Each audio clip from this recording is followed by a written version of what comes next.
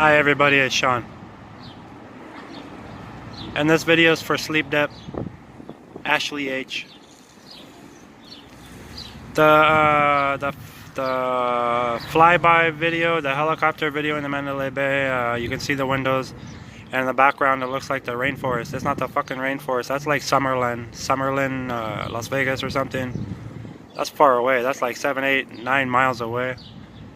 And then you see the building come into view. It's an optical illusion with the helicopter is really far away from the Mandalay Bay. It's zooming in on the Mandalay Bay, so everything beyond that is zoomed in too. It's an optical illusion. So that hotel is the fucking the Palms, the 29, the fucking Palms Hotel. You see, look. Weapon on himself, killed himself at some point as the SWAT team perhaps.